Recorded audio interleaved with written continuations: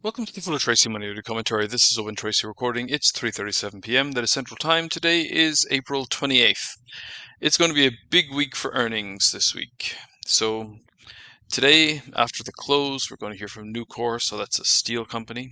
And then it's really going to start picking up tomorrow when we have Visa and UPS, Coca-Cola, Pfizer, Corvo.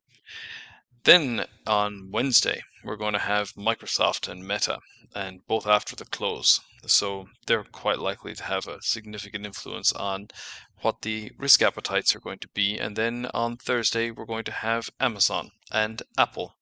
So obviously, there's a lot going on right now.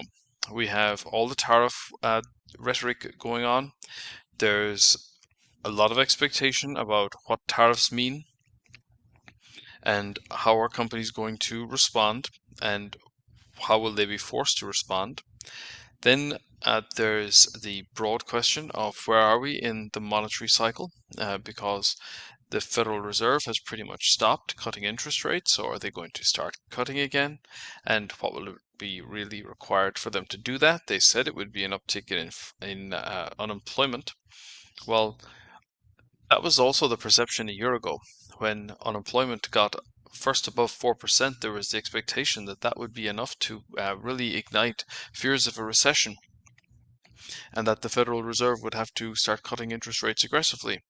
Well, they did cut interest rates, but unemployment has not continued to trend higher. So now the broader question is whether tariffs are going to have that kind of influence on it. Now, when we look around the rest of the world, obviously everyone else is holding their breath about tariffs as well.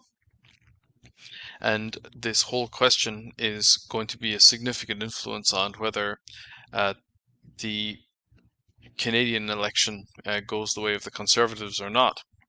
And certainly Mark Carney has been rising in the polls until the last couple of days. So then there's the additional point that the dollar has been trending downwards.